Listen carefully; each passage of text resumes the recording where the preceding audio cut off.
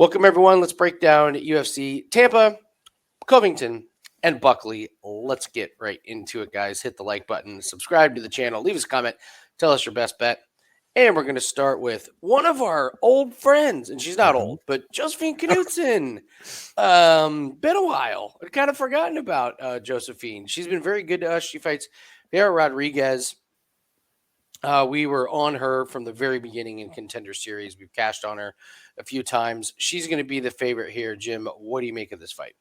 In the same breath, we've been against Piera Rodriguez since her fight on the Contender Series. So interesting here. You guys could probably guess where we're going here. We're going Knutsson. I don't know. I don't know. There is a worry that we've come up with. I like Knutsson. However, we have seen her taken down.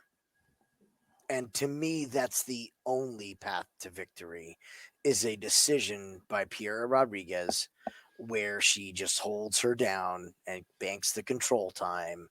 And then we get one of those real greasy split decisions where you have the one judge that likes wrestling that decides to actually go for Piera in this. If this gets to the third and it's on the feet, I think Knutsson has a really good shot at getting Piera out of here. I know it's a women's fight. We really don't like fights to end inside a lot of times. There is a shot that could happen. So the total has me a little scared off. I am still going to land on Knutsson. I think that she's going to do enough. And if we've learned anything from this year, it's that the striking and the damage should be on Piera Rodriguez. So I think Knutsson's going to be able to edge out the decision. But this went from a high confidence pick to looking into it to having some concerns. I wouldn't be surprised if Rodriguez pulls this out. I love Knutsson. I think this is a bad matchup for her. Pilastri took her down, and took her down and did damage on her. So I worry horribly about that. On the feet, this is a no contest. Knutsson's volume, Knutsson's accuracy, just her overall activity. She's going to be able to walk Rodriguez down. But we watched Piera Rodriguez take Klose down, and then the headbutts were pretty bad. I had forgotten how bad they looked, but the fact is she got it there. And when I say Pilastri took Knutsson down, I don't mean she had to work hard for it. I mean she shot in and got it down. It's a big worry because Knutsson just couldn't do much off of her back. That was the other thing. She couldn't work to get up, and it's kind of one of those where if there's 3 minutes left in the round and Knutsson gets taken down, she's probably staying there for, a majority of the round, if not the rest of it. So this is not going to make my card betting on Knutsson, even though we've had a really good read on her. And maybe this is us having a good read on her, where maybe this is the matchup. But live line opportunity on this one for sure. If we see Knutsson's just, dog walking Rodriguez on the feet and Rodriguez can't get her down, yeah, it's Knutsson all day. That first round, man, if there's a shot and a takedown and Knutsson can't get up from it, the spell's doom. So it's going to be a stay away pre-fight betting wise, but I will be paying attention to live line. So I think we're both a little worried about the big favorite in that one. Let's take a look at Davey, Grant, and Ramon Taveras. Ramon Taveras, we followed from Contender Series. He's had quite the journey here. Where do you land on this one? Davey Grant, the veteran, against Ramon Taveras. Taveras is number one on my hit list of guys to fade. It's coming. Unfortunately, I don't think it's now. The age of Davey Grant and the amount of damage that he's absorbed, I think, is a real problem. This is another live bet. Like, the thing with Davey Grant is he's so wild and he's so open. And I don't see him changing anything at this point in his career. He's not going to come out and have a calculated striking display. And if we see that Taveras is throwing those real nice, clean, straight shots, I think you jump all over Taveras because straight shots beat round shots every time. Every single time. Shortest distance between two spots is a straight line. What? So I think he's going to beat him to the punch. I do. There's going to be a time to fade Taveras. I just really don't think this is the time. Not a real fan of his work. I think that he's very open to being clipped. I just don't know if the winging shots of Davey Grant at his ripe old age. I think he's 36. He's up there. 38. 38, even worse. Okay. So at that ripe old age of 38, I don't see it. I so want to take Davey Grant here. I'm with you. Taveras has so many holes in his game. Yeah, his striking is good, but I mean, all right. So he's winning. Let's just go through and look at some of these matches here, Jim. All right, so he beats Charles Bennett, who's 30-41, nice win. James Dunn, who's 5-5, nice win. He gets beat by City. Apparently has pictures of Dana White, because Dana White just, this is awful. What a horrible stoppage, even though he was laying down on the mat and got cold cocked. I've seen 10 worse stoppages this year. So Dana gives him another chance. Cratavius Ramius decides to stand in the middle of the ring and throw wild punches. And then Taveras gets a rematch against City because Dana's like, the injustice. We need to right this wrong. And what happens? It goes to a split. I'm out on Taveras. I will take you know what? I'm talking myself into this. So look who Davey Grant has lost to. Undefeated Daniel Marcos in a split, which Davey Grant gave Daniel Marcos a tough fight. He put damage on him, and he was there in round 3. Adrian Yanez, who we'll get to later, a split. And Marlon Vera, that's his losses. And now I like Davey Grant in this one. I thought he looked good against Daniel Marcos, and I'm very high on Daniel Marcos. And yes, I just said I'm very high on a guy that's undefeated. You're welcome, everybody. Tune in if you want any more expert analysis. I thought in a loss, Davey Grant looked really, really good. And Taveras, the other thing, Davey Grant's got submissions. Taveras, nothing. So I think this could be a veteran crazy performance where Grant's, I don't know, ducks underneath the punch and grabs around the waist, gets his back, gets him on the ground, or hits Taveras a couple times when Taveras isn't ready for it because it's a little bit wild. I think this is messy. The lines kind of suggest that this should be a lot closer. I think most people are going to be like, Taveras, the striker, the dynamic striker. I just don't see it. And yeah, you and I have said this guy's a fade. It's absolutely a fade when you get the right spot. Maybe this is the right spot. Maybe it's the wrong spot, but I will ever so slightly side with Davey Grant on this one. What's your opinion on the total? Goes the distance, ends inside? No opinion. I nothing would surprise me. Close split decision wouldn't surprise me. Grant by submission wouldn't surprise me. Even Taveras by knockout. But I mean, Grant, man, he's tough. Yep. I mean, he and Daniel Marcos went toe to toe, man. They were both beat up. So I don't know if Daniel Marcos couldn't get him out of there. I don't know if Taveras can. So I'm guessing that's a very unpopular position that I hold there. I'm guessing there's going to be more than one comment about like you're crazy. It's Taveras all day. I don't know. Lines are even for a reason. I know, but I just get the feeling Taveras is a guy that everyone wants to be on. I don't see it. So, all right, moving on to our girl Miranda Maverick. That is Miranda Maverick, right behind me. She is. There she is, going up against Jamey-Lyn Horth. I know how I think this fight is going to go. How do you think it's going to go? So I did a little deep dive on Miranda after our talk, and I'll tell you what, Miranda is in shape. I mean, she's always in shape. We've never had a fight where you're like, oh, Miranda, she really didn't put the work in. It's true. Great point. Never said that, right? But she is in shape. So she has been trying to get ranked opponents, and nobody wants to fight her. Nobody wants to sign on the dotted line. The division itself is a little wonky right now. At the top, you have top contenders that are injured, that are out. So she really had no choice but to accept a fight. And I believe she had an opponent that pulled out, and Jamey-Lyn Horth stepped in. On top of that, she actually called Jamie and thanked her for taking the fight because she's been on the sideline for how long now? A long time for a contender. She wants to be active, but we've seen this throughout Miranda's career. There's not a lot of people willing to jump in and fight her. She's even been calling for the Macy Barber rematch. That's not happening. Macy's got there's no sense in taking that risk when she's this close to a title opportunity. I believe that we're going to see the best Miranda Maverick that we've seen in this fight. And that's saying something because this girl is good. there's always going to be an issue with Miranda's size. I think she's one of those fighters that, like, do you just throw it out at this point? Like, she's smaller. She's not fighting girls that are smaller than her in training. She actually said she's been having a hard time with training partners because everybody's fought already and they're taking time off. So she's been sparring with the men. She's been grappling with the men. That doesn't surprise me in the slightest. Not one bit, right? Not one bit, yeah. Like, Miranda's the type of person where she's going to get her work in no matter who's in the gym. Mm-hmm. If she has to pull somebody in off the street, she's going to do it.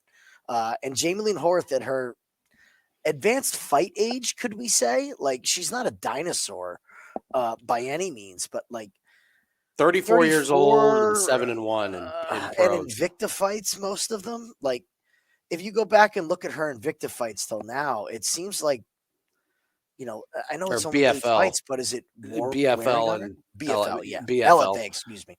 Yeah. I think it's Miranda, man. I think this could look like a landslide.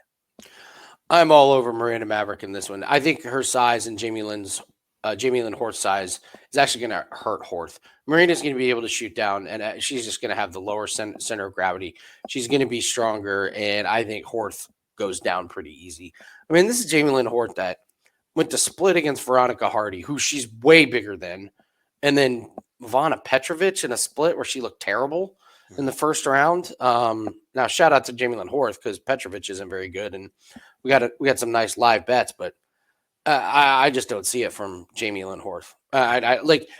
We picked her over Haley Cohen because Haley Cohen's a massive fade, but I think this is just going to be Miranda gets her on the ground, locks in a body triangle, locks in control, and just works the ground like she can. I mean, let's look at Miranda's losses here. Macy Barber, in what's regarded as one of the worst decisions of all time.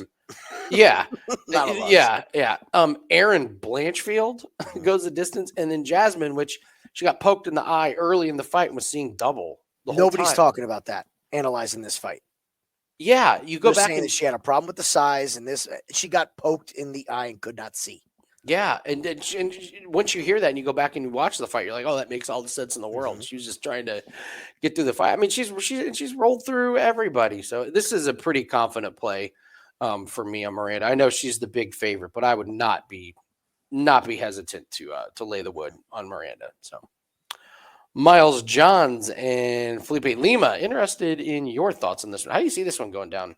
This is a tough one for me. I see all the love on Lima. Look, I know he's a pretty hot prospect. I get it. But boy, Miles Johns has ruined my night more times than not. Truth. I don't think I've ever had a Miles Johns fight and been happy with how it went. Whether I'm on him or off him or betting against him or time props. Or the fight gets voided after the fact because he's tested positive. Just a mess. It's always such a mess with him.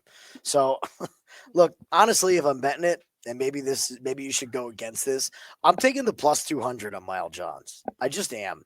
The guy's been in there. And I know he hasn't been in there with the best opponents, but he's been in there with UFC talent for a long, long time, dating back to 2021 and beyond. I mean, it's a lot of experience at this level, and Lima doesn't have that. So is Johnson over the hill, been here, done that fighter? No. He's got plenty of tread left on the tires. So I would lean on the experience in this spot. I think this different weight class is going to be really interesting that it's up because Miles Johns' big problem is tiring out. Let's face facts here.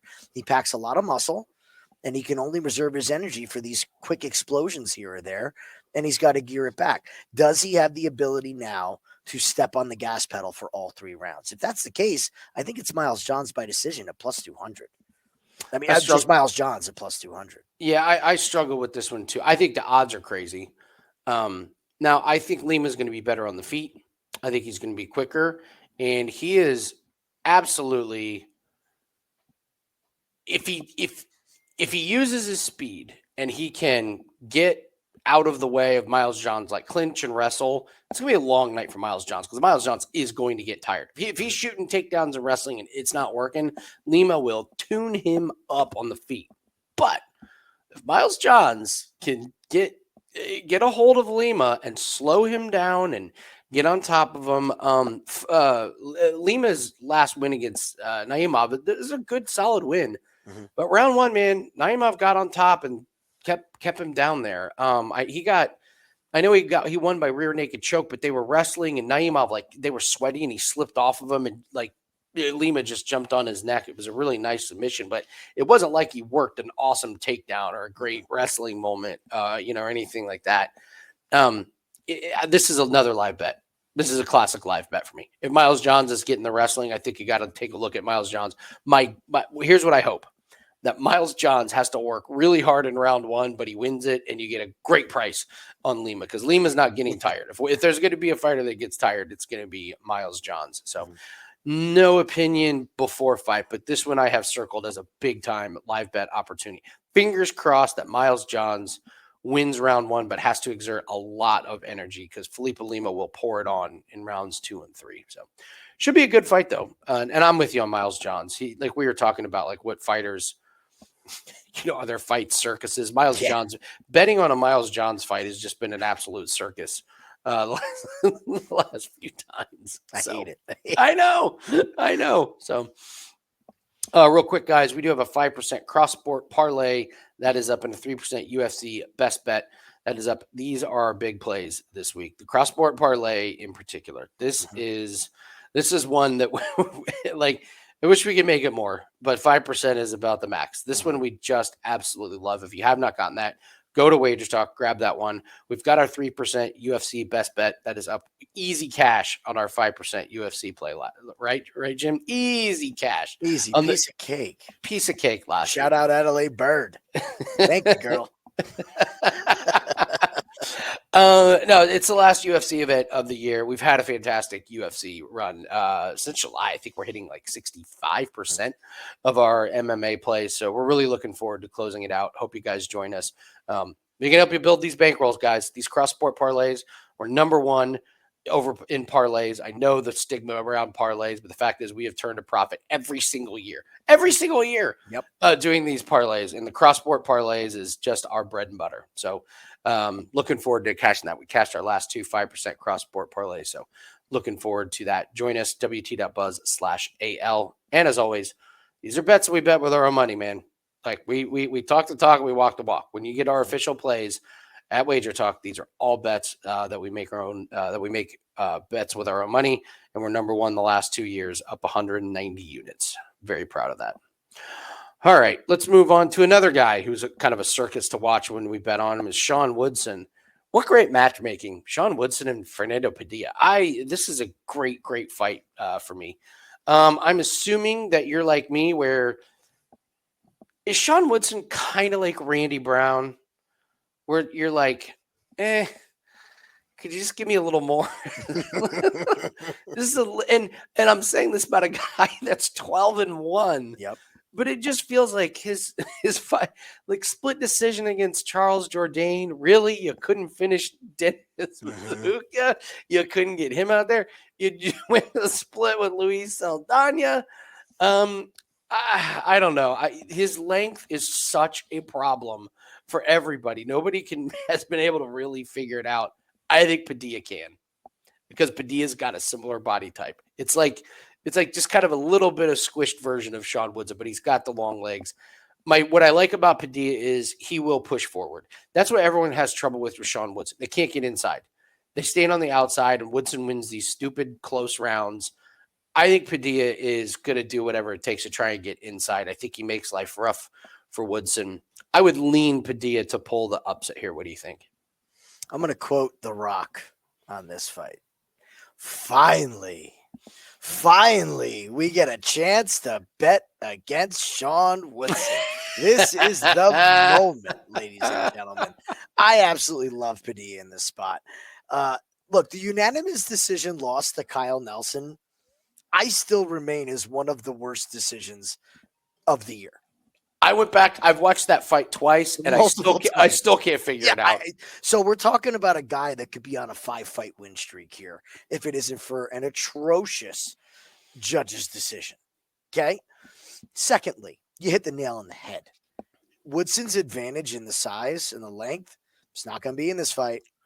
It's not happening this time. You don't get those physical gifts that has allowed you to squeak by in these close split decisions and this and that. Against Charles Jourdain. Against Charles Jourdain, right? A man who we've seen become very fragile later on in his career. Sean Woodson's going to get hit in this fight. And if you're asking me who's got a better chin, it's Padilla. It's not even close. It's not a debate. Sean Woodson gets wobbled when he gets hit clean. He's got tall man's defense. When he backs up, his chin goes up in the air, and he relies on shoulder rolling and moving his body, his giant shoulders, in front of his chin. And with a guy with this size, he's not going to be able to pull the same thing he did against Dennis Bazookia. Okay? I think Padilla is Great call. real problem in this division. I love this guy's skill set. I have from Jump Street. I've been on him from Jump Street. I think he's getting the knockout of Sean Woodson. And finally, we're going to see somebody figure out how to deal with this range. The other thing is, he's got a huge advantage on the ground. Sean Woodson's ground game is horrible. It's just people can't take him down because his waist is at their eyeballs. So I just see all the advantages in the Padilla side in this spot. Love Padilla. I think he's safe to play, safe to parlay. One of my more favorite bets on this card. I have a small personal play on him. So again, money where our mouth is. I just love the chance to fade Sean Woodson against somebody who's not 5'6". Yeah, you're getting plus money on Padilla. So I'm with you on that one. Up next, Drakkar Klose and Joel Alvarez. My question to you here, Jim, is A, did Drakkar Klose accept this fight, or did somebody accept it on his behalf that he didn't know about? B, Bill's got to get paid, Andy. Bill's got to get paid. B, what is Drakkar Klose's path to victory here? Because I don't see it. This is, to me, Joel Alvarez in a violent match. I got to be honest. His last fight against Brenner was awesome. Mm-hmm. It was a slugfest. I think Brenner's a favorite over Drakkar Klose. I almost feel like this is a little bit of a step down. Yeah. For Alvarez. I don't understand the matchmaking on this fight.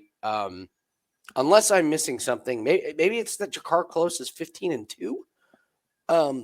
But I don't know. And for those of you who don't know, Drakkar Klose had this it's got to be one of the strangest injuries in all of MMA.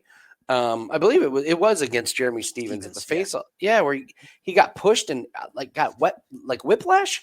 I said whiplash. It was a concussion injury and a concussion. It was and all kinds bad. Of stuff. So he takes a bunch of time off. He comes back, fights Brendan Jennings punching bag, whatever. Mm-hmm. Knocks him out like he should. Look very rusty, understandable. Gets a win against Rafa Garcia. Has one of the more strange wins against Joe Selecki, where he picks up Selecki, slams him down, knocks him out. And then he beats Joaquin Silva, where Joaquin Silva was on his back foot the whole time, wouldn't push forward. And yet Drakkar Klose couldn't do much. Even with the advantage of walking forward and Joaquin Silva not doing much, Drakkar Klose just not that impressive.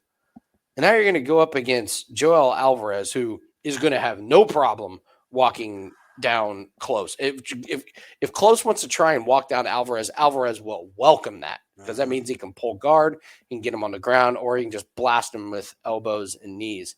I don't see it for Drakkar Klose. This fight, I can't believe they accepted this fight, to be honest with you. What do you think? Like I said, sometimes Bill's got to get paid. Either that or it's like, look, you got one more fight left. This is the fight we're giving you. Take it or leave it. We'll keep you on the shelf. That could be. You kind of have no choice in this spot. Joel Alvarez showed me absolutely everything that I needed to see. Again, another guy been on from Jump Street. Yep. The physical tools in this division are amazing. Now he's had some problems. He's missed weight before, bit of a size bully. He's had a little bit of drama, I guess you would say. There was the the illegal strike against Takezi. Was it a headbutt, or I believe it was, or the ref missed it? He ends up getting the finish. Look, what are you supposed to do? Stop? The ref doesn't stop it. Keep fighting. Sorry, you kind of have to. Yeah. I don't see. Here's what I was getting at. Going to the third against Brenner was what I needed to see. I agree. 100%. Because he's a finishing machine. Show me that you have something in the third. And boy, did he have something in the third. He had about 30 knees. I loved the patience. We know that he can be just a marauder, but he showed such great patience in that Brenner fight, and range control and cage control and the combinations he was putting together. I mean, he hit Brenner in every spot in his body, from head to toe, every single spot of his body. Had him so off balance. Klose is so stiff in his striking. He is going to be just a sitting duck for the range striking of Alvarez. And if he decides to clinch up and he's losing, we just saw this with the long arms of Chase Hooper getting submissions. He's got this build where he can lock up submissions that other people can't do. It's just a horrible matchup. I don't know who's a good matchup for this guy other than Arman Tsarukyan. It's wrestlers, right? It's Ismagulov and Tsarukyan, guys that can do work on the ground or can get him on the ground and control. But that ain't Drakkar Klose. No. That is not Drakkar Klose. This is Alvarez. I would assume it's Alvarez by finish in this spot. It's how he fights, and if he gets a nice measured game plan, he's going to have 15 minutes to do it. Agreed. Here's a bizarre one. Michael Johnson. What creative mind picked this fight? It's an Izatar fight, so don't blink. They're all really, really quick. He has gotten absolutely obliterated in his last two fights. I mean, absolutely obliterated. Before that, he finished Worthy, who was not worthy, and I don't even remember this guy. I truly do not remember him. Why? Because he hasn't fought since then. Mm-hmm. Your theory on why Izatar is still in the UFC is the foreign money and just that this guy's like just a spark show. Now, is Michael Johnson the guy that's going to stand there and bang with him? I don't know, man. I think this is a really interesting fight. My sneaking suspicion is I almost want to take the over on an Izatar fight because I don't think Michael Johnson's going to oblige him. I don't think Michael Johnson's going to stand there and bang with them. I don't know. I have not bet it, but I would hope to get a good number on an over, and I would roll the dice. I've been pretty good at these, by the way. I've been pretty good at these. I don't know. Who do you think wins this one? Let me ask you a question. What happens when you think you know what Michael Johnson's going to do? I mean, the guy is 22-19, and he does the exact opposite of what he's supposed to do. It's a good point. It's a great point. Yes. Is he going to stand and bang with him? Yes. Yes, the answer is yes. Because this guy just makes error after error after error. Go back and watch his fight against Darius Flowers. You want to talk about one of the worst fights? The fact that Michael Johnson could not finish Darius Flowers is ridiculous. Yeah, Darius Flowers should have been cut in between rounds 2 and 3. Oh, you were not kidding. You were not kidding. It was bad. That fight was so bad. I remember screaming at the TV, like, just say, get these guys out of the UFC at this point. Like, we're paying to watch these guys fight. Izatar is a fade, and I don't even think it's a theory on why he's here anymore. I think it's pretty much confirmed. He's here for a favor to the Saudis. It's that simple. I get it. It's okay. I'm not mad about it. But we have to understand what he is. So, in my opinion, with this fight, Michael Johnson is going to oblige. Remember we had Do Me a Favor last week? Yeah. Here's the other favor. Michael's going to come out there when he should wrestle and should stay on the outside, and he's going to exchange with Otman Izatar. And one of these two guys is going to get put out. Okay, so you're going with the sparks fly. I don't see a world where Izatar goes to decision. As bad as Michael Johnson is, I think both of these guys are going to leave such massive holes that you could drive a dump truck through that we're going to have plenty of shots that land. So opposing view as far as the total, I just think there's a lot of bad MMA in this fight. No offense, respect to Michael Johnson for what he did in his career and his Izatar, but at this level, there's too many holes. He's almost 22-19. He's almost 500. I mean, 22-19. That could be the score on Thursday Night Football. Correct. So, I love violence in this. I think this is a fight that doesn't go to distance. I just it wouldn't surprise me if Isatar comes flying out, balls the wall, and all of a sudden Johnson goes for a takedown. And now you're like, oh God. Oh my But even God. at that, if Johnson goes for a takedown and gets this guy on the ground in round 2 and round 3, is he going to offer any kind of resistance? No, it just this smells like circus. It just smells like a bizarro fight. So, all right. Speaking of bizarro fights, Yeah, here we go. Navajo Sterling versus Tukos. All right, I'm going to read you this verbatim. So when Jim and I do watch Contender Series, we make notes on every fighter that gets a contract. Mhm. This is our word for word reaction for our notes from when Navajo Sterling fought. Fade machine, slow striking, no output, no combinations, did not handle pressure well, no setup on shots, eyes closed on strikes, low volume, bad footwork.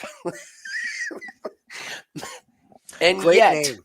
and yet, somehow they found somebody that he's way better than. Yep. This guy, Tukos is really something, and by something I mean nothing.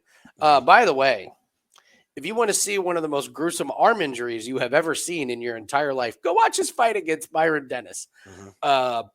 Yikes! That one I watched it once, and that's great. I'll pass. He just gets blown through by Marcy, and if we remember that fight, this guy's awful. There's no value in this because Sterling's such a big favorite. But I'm stunned that they found somebody that is way worse than Navajo Sterling. It's Navajo Sterling. He has got so much work to do, though, man. Yes. The guy is 5-0, and there ain't any amateur fights. Like, this guy is as raw as it gets. They're gonna have they're gonna have to bring him along very, very slow, and they're gonna keep having to find the Tokoses of the world. It's Navajo Sterling, but there's no way I'm betting a penny on this fight. What do you think? I was lined up with the Binks truck, ready to dump it against Navajo Sterling. And this is why you do your research. Can you click on Tokos for me, please? Yeah, absolutely. There's one thing that jumped off of this record that got me thinking that this is probably one of the bigger setup fights of the year. How did he get to the UFC? Well, I mean, so he was on right. road to UFC getting knocked out. You get floored in the first round, and then he goes to Shudo Brazil. So why did he bring a guy in, right, who got knocked out on road to the UFC? Why is he on road to UFC? Exactly. So how's he even there? So then they needed an opponent for Omar Sy, right? In his hometown. It was in Paris, right? Guess what? This guy is a tool for the UFC to use. He's a jobber. He's a jobber. Wrestling.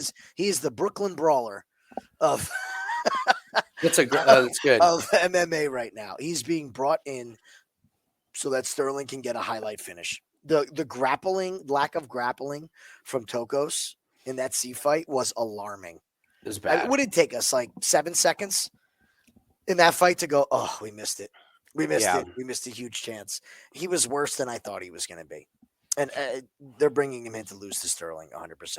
This is another one. I think you play fight doesn't go the distance. I know I want to fade Sterling, but I don't have any confidence whatsoever that Tokos can go 15 minutes against anybody on the UFC roster. Anybody. I'm with you. It's Navajo Sterling, but it's gross. Absolutely. Yeah, There's going to be a time to fade this guy. Oh, you just got to be patient. You just got to be patient with some of these Contender Series guys that are being brought in too fast. Their time will come, and we will be there. You mentioned jobber. I have got one of the ultimate jobbers coming up to show you. I bet nobody even knows it. I found an all-timer. So we'll go over that here in a few fights. Daniel Marcus and Adrian Yanez. I already know we're on opposite sides on this one. Yes, we are. Go ahead. You go first. Daniel Marcos, 16-0. Is he going to retire undefeated? No. Nope. He's not. Adrian Yanez, 17-5. Is he going to become a 500 fighter? He could. Most certainly could. With his style and the danger that he puts himself in, he most certainly could drop a lot of fights in a row. I think that knockout really changed the way he fought. I was actually pretty impressed with his comeback fight. All right. After the knee injury, again, the Jonathan Martinez fight, if nobody wants to talk about it, I will. He came into that fight with a torn knee ligament. So now he's fighting against a leg kicker with a torn knee ligament. Information that I would have liked before the fight, considering I had a bet on him.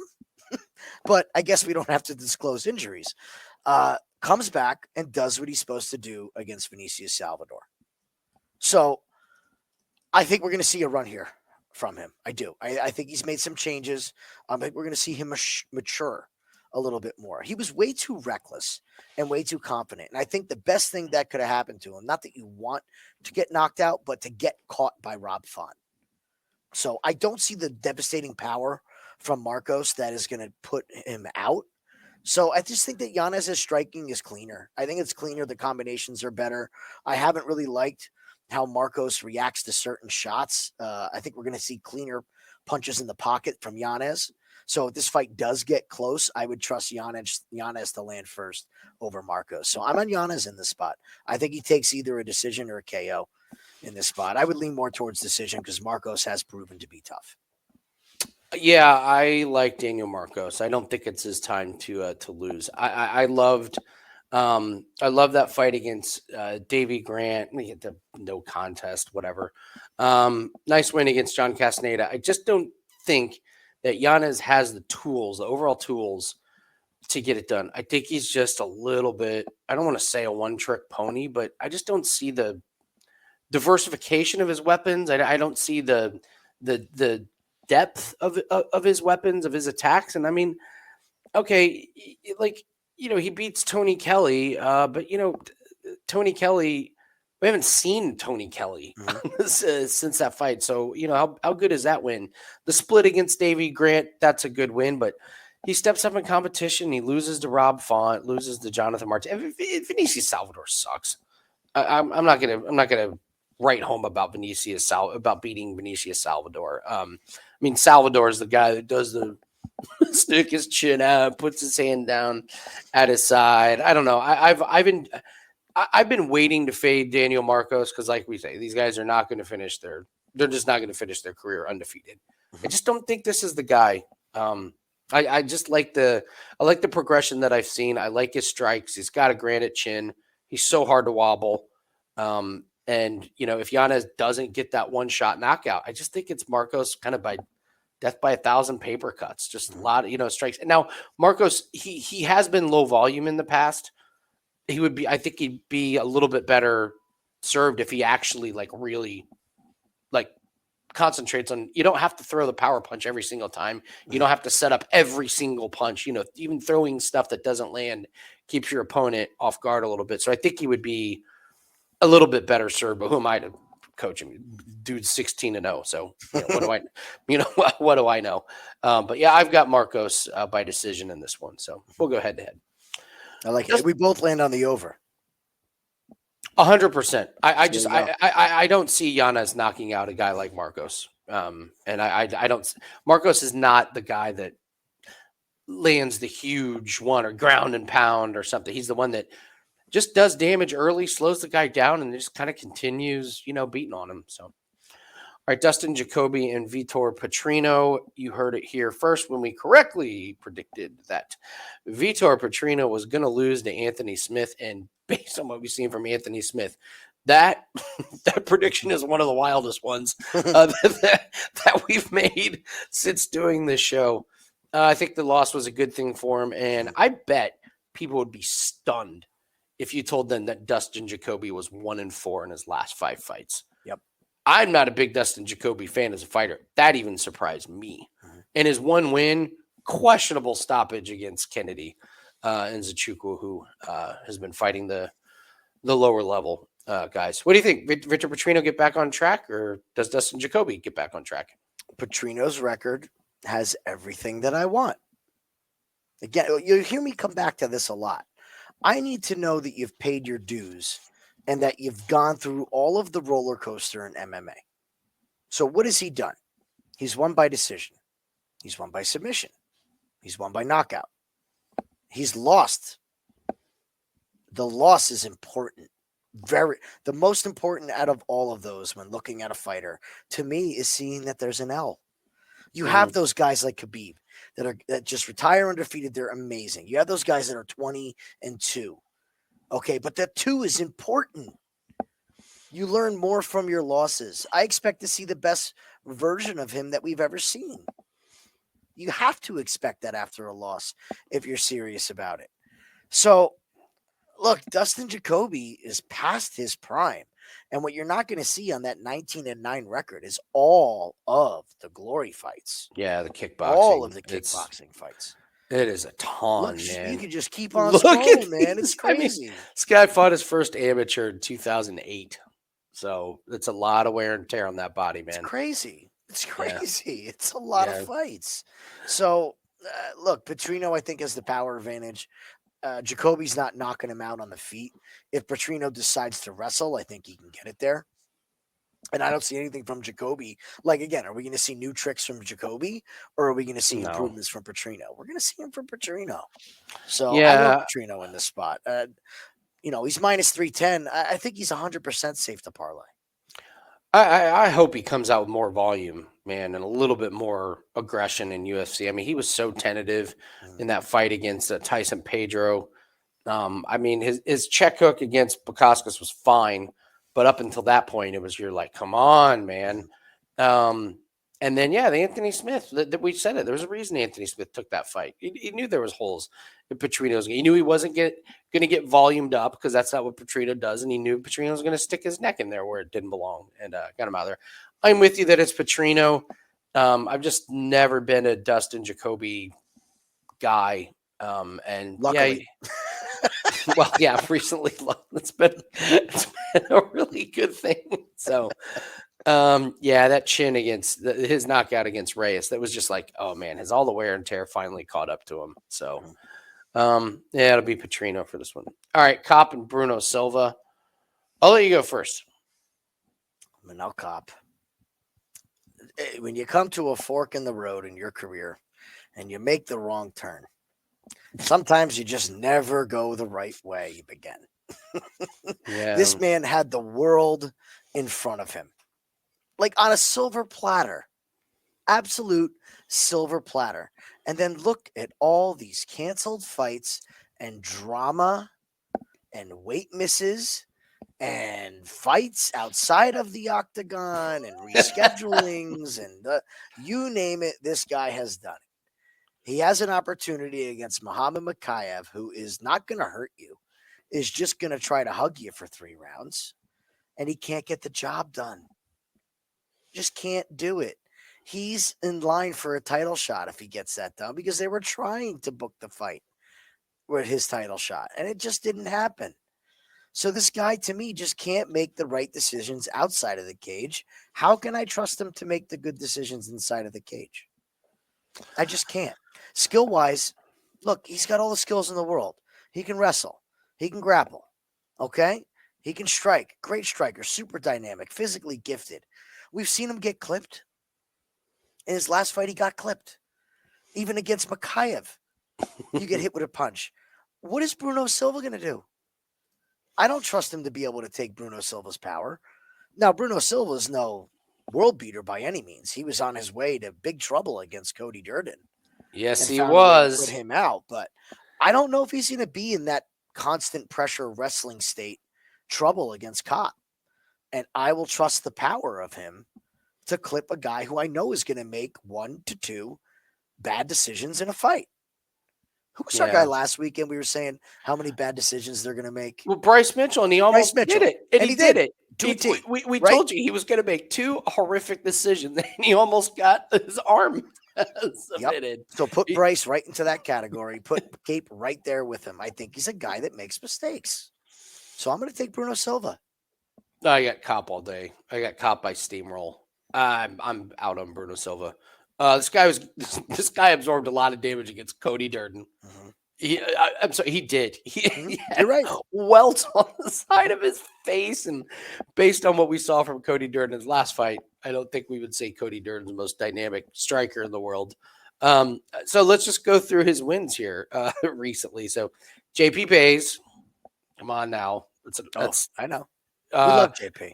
Yeah. JP made us a lot of money. He did. We love JP. He did. Victor Rodriguez, who hasn't fought since 2021.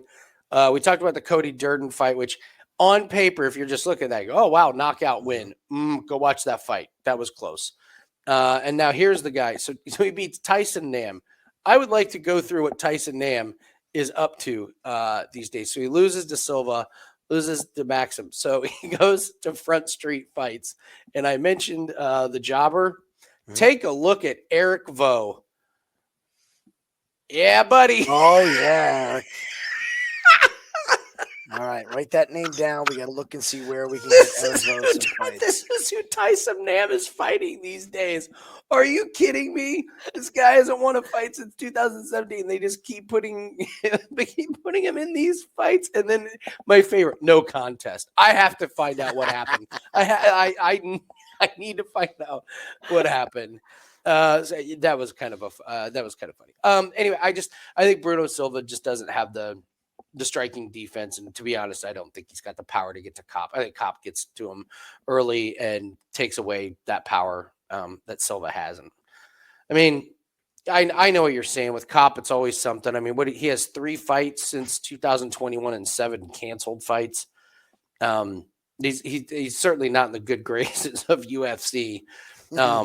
You know, I mean, losing to Makayev, they gotta be so pissed at him. That's like, really livid. Really, dude? That's what I mean. They've teed him up 4 times. Look who they booking him against. Figueiredo, that's a title eliminator. Kai France, that's a title eliminator. Nicolau, they had to bring Kaya Sakura in from Japan to fight for the title in this division because this division sucks. Yeah. It's bad after the top 3. I think Kopp on the feet is going to be too much. Now, could he turn this into a circus? Of course, but I don't think Silva's that guy. So I'll take Kopp in that one. Let's move on to Cub Swanson and Billy Q. This is a really interesting fight on paper. You got Cubs, the co-main. They're putting a 41-year-old putting a 41-year-old Cub Swanson against Billy Q, who was clearly hurt. Not only was he not 100% against Zalal, he wasn't 80%. He wasn't 70%. He looked so bad. But what do you always say, Jim? Sometimes you got bills to pay and you can't pull out of a fight. So you go out there and just take the ass whooping. Cub Swanson also, we legendarily lost money on him against Dawodu, where even Cub Swanson said he didn't win that fight. Does Cub Swanson still got something left in the tank, or is this finally going to be his retirement? And then you got Billy Q, who, if he looks anything like he did the last fight, he's going to get beat. But if he looks anything like 100% Billy Q, don't you think he rolls here? That's an interesting one. What are we doing? This is going to be me talking Andy into betting Billy Q. Right, here's my argument. Okay, let's start with Cub. You just nailed it. Cub Swanson in a co-main event right before Christmas to end the year. Why is he in the co-main event? Well, he's in the co-main event because this is probably Cub's last fight. Whether it's announced or not. Before his fight against Feli, he was talking about how he loved just coaching and getting in touch with these younger fighters. So from the Cub side, we all know, I'm not breaking any news, that Cub Swanson isn't long for this sport. He has a lot of other things going on. He's got to start thinking about the second half of his career, the back 9, on how he's going to make money off of being a fighter. And it's going to be in coaching. It's going to be in running a gym. It's going to be giving back to younger fighters. We saw this with Robbie Lawler. He said it flat out. I'm retiring because I want to get in touch with the younger fighters. I want to help them like everyone else helped me. The win against Dawodu was not a win. No. It's pretty obvious. So we're looking at a 3-fight skid on a retiring fighter. Could be a 4-fight skid, but he got fed Darren Elkins. How do you squeeze it? How do you go from Giga to Jonathan Martinez? And oh, by the way, here's a Darren Elkins fight. Mm-hmm. Let's go back to the win that he actually has here. So let's look at his wins. Daniel Pineda, I believe that was post-Sauce Pineda. That was his second time in after he got busted for he doesn't look like this. No. Daniel Pineda so he beats Pineda, who we know only has 2 rounds of danger. What was his other win? Guess who? Well, Darren Elkins. Kron Gracie. Other than that, lost to Shane Burgos, lost to Moicano, lost to Frankie Edgar, lost to Brian Ortega, lost, till we get back to 2017 where he beats Artem Lobov. Yeah, and then the legendary Duho Choi fight. It's not looking so good when you really tally it up. Cub's an absolute legend, but he was a legend in the WEC. Not really in the UFC. I love Cub, huge fan, but he was a WEC guy. So I think we're done with Cub. Billy Q. Let's add up what was the problem going into the fight. His wife was 8 months pregnant going into the last fight. Started a new gym. Most certainly had an injury, but we can't find out what it was still to this day, which is driving me mad. But that was the big hubbub at the face-offs where he couldn't move his arm. I'm pretty sure it was shoulder. I think based on what we saw from that fight, it wasn't, and from leading up, it was the shoulder. Flat out said that he underestimated Yusuf Salal. He wanted to get in the cage and get going. And that was a big mistake to underestimate Yusuf, because look what Yusuf has done since he's been back. Yeah, Yusuf's been good. The man is really good. An absolute tear. So do we take anything away from that fight? Is it that does a healthy Billy Q make that fight look way closer? I think 100% think so. I honestly, I throw out the Zalal fight. That wasn't Billy Q. To. That was a JV version of Billy Q. It was hurt, injured. Like it's like in the NFL when, the quarterback comes out and, he's got a bad shoulder or a bad knee and he has like a bad game. And you're like, well, remember back in week 6 when he only went 12 of 28, it was like, yeah, he's limping around. I throw that one out against Zalal. I really do. You have to. The knee against Barbosa was just, remember that one? It was a flash shot out of nowhere. Yep. Boom. Yep. Anybody goes down to that. So I think this is Billy Q. I think it's Billy Q all day. I'm going to keep going after Cub until he officially retires. And I don't want to miss the boat if this is the one. If you ask me when I want to go out, this is when I want to go out if I'm him. This is all set up. Read the tea leaves.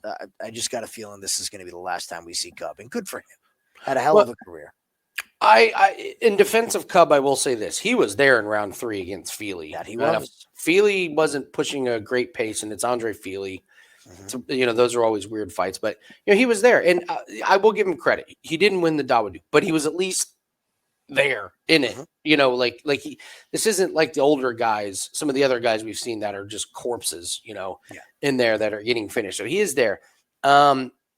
If you do bet on Billy Q, make sure you have those live lines ready. If Billy Q isn't 100% or there's something off, that's the thing, because Cub Swanson is good enough, still at this age. Yes.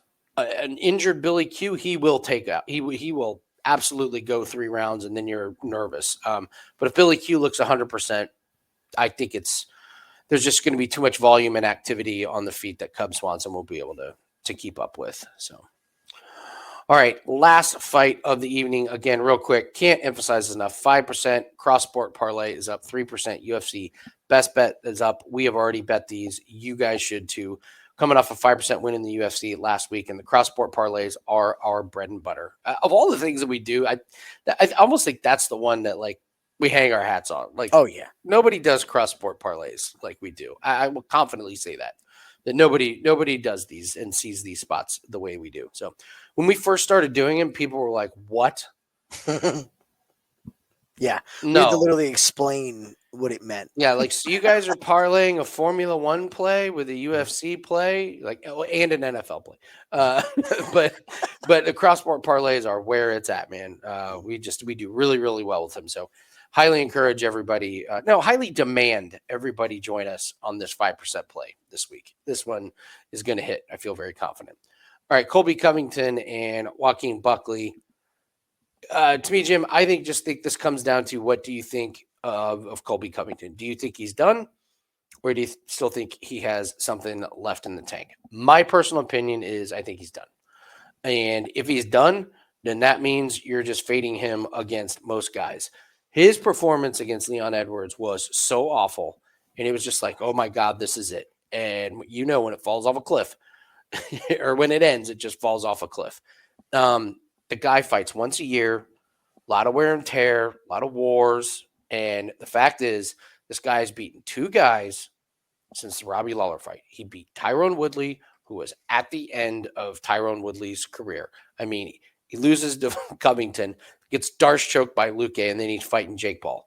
Mm-hmm. And then he beats Jorge Masvidal, who had not one foot out the door. He had both feet and both hands out the door. And he couldn't even get Masvidal out of it. Those are his 2 wins. There's guys whose UFC careers were done.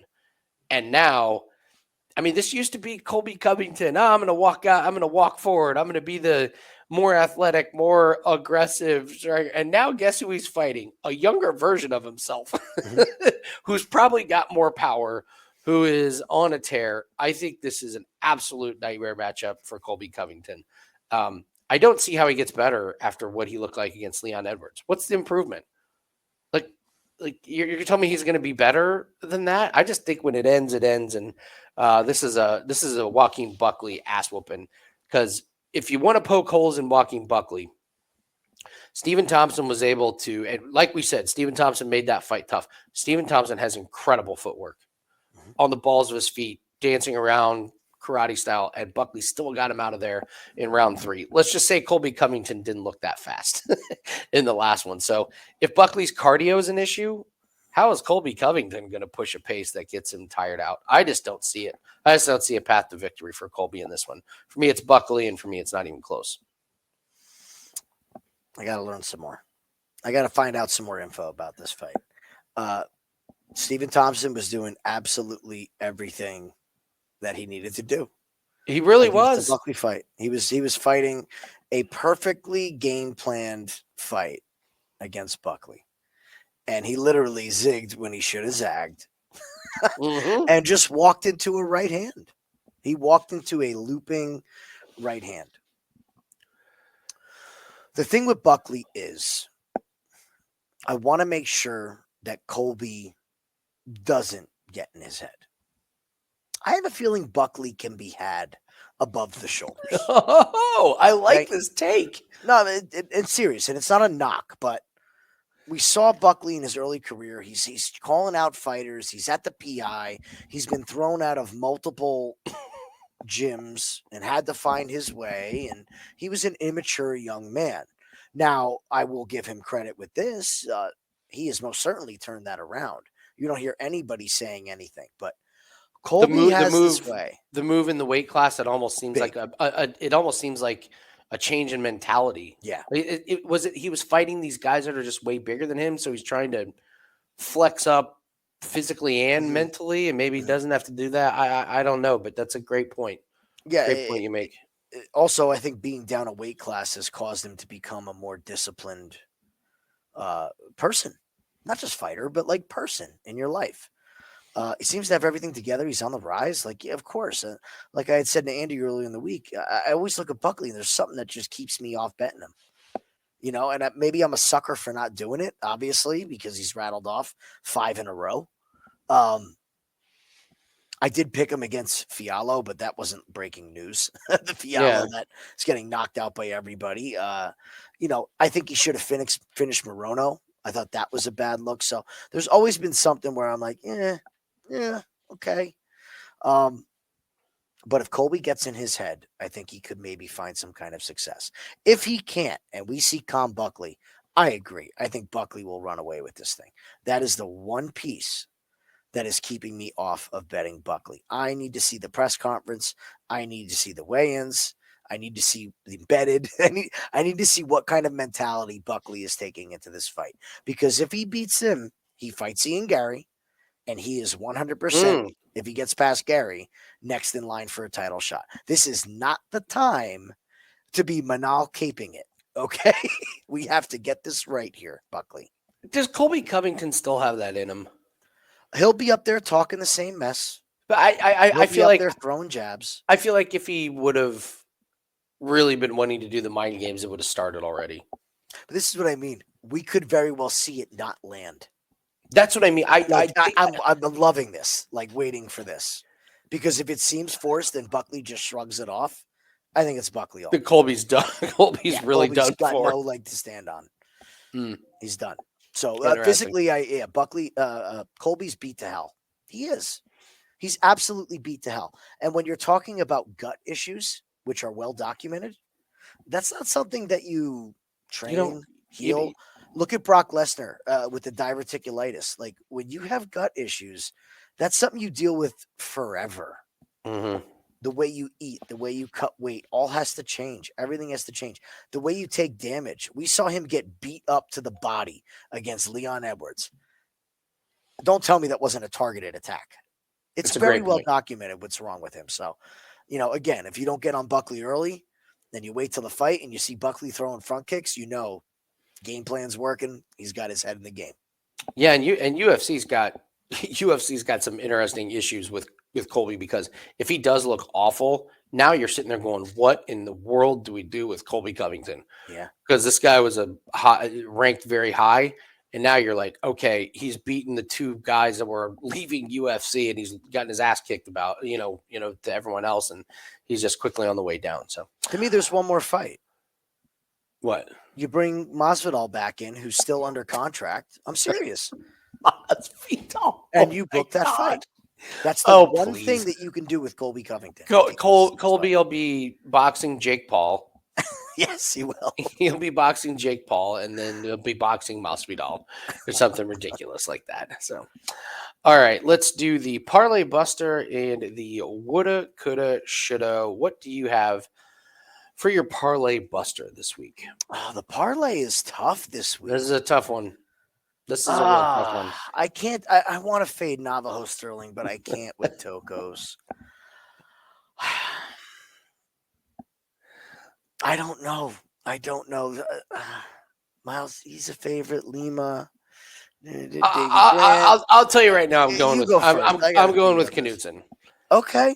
Because Knutsson's a big enough piece where people look at it and go 8-0. If you followed her from Contender Series, or even if you followed us, you know how much we like her. I think this is a bad matchup for her. So I think Josefine Knutsson, I think if you take her in parlays and Rodriguez gets a takedown in rounds 1 and 2, you are just absolutely terrified. And then the announcer, the ring announcer comes out and is just like, Judge 1 scores it. And you're like, oh, God. Oh, God. Split skis. So Knutsson's going to be my parlay buster. I'm going to take him because he's a favorite. He's not a steep favorite, so I don't know how parlayed he will be, but people always like to try to juice to get better odds. He's only minus 166, but I'll go Sean Woodson. Oh, that's a good one. I think the length of Padilla is going to be a real problem. Okay. Real problem. All right. Let's do the woulda, coulda, shoulda. This is a bet where at the end of the night, we're like, man, why didn't we lay the absolute farm on that one? I think I know what mine is. What's yours going to be? I'm sticking with my guns here. I'm going Billy Q against the retiring Cub. Okay. Under the retirement theory against the retiring fighter. This goes with old man theory, which has been our absolute best angle of the entire year. So I'll stick with that. I'll go Billy Q at minus 155. We got a few of them here. I'll go with Buckley over Covington. It's Covington doesn't fit the old man theory, but he does fit the, oh God, this guy's fallen off a cliff and can't beat anybody with a pulse type of theory. So it could be one of those where if like in the first half of the first round where Covington's flat footed and can't move around and Buckley's jumping around and landing body shots, you're like, oh man, why didn't I lay everything on Buckley? So there's a parlay. Buckley, Billy Q parlay. The two old guys to end the night. I love it. That's not bad. It's not bad. Double retirement? No, I'm not calling for double retirement. So, all right, guys, that's going to do it for us. I will be live for Takedown Live. So you guys want to join us and do some live bets and everything. Last event of the year. Like Jim and I were talking about, it's like, I know the break until January is it feels like forever. This thing used to be 7 or 8 weeks. Yeah, Now it it's was 4. And I was talking to Corbin. Corbin was like, man, like when does golf start up again? When can we keep betting on Xander Schauffele? And I was like, first week of January, less than a month out, bro. Mm-hmm. Like we're coming up on the 1st of January, which is right up our alley. So we're gonna enjoy the holidays and such. But thanks guys for joining us again. Leave a comment, hit the like button. If you haven't subscribed to the channel, go ahead and do that now. Good luck on all your plays, and we'll see everyone later. Good luck, guys.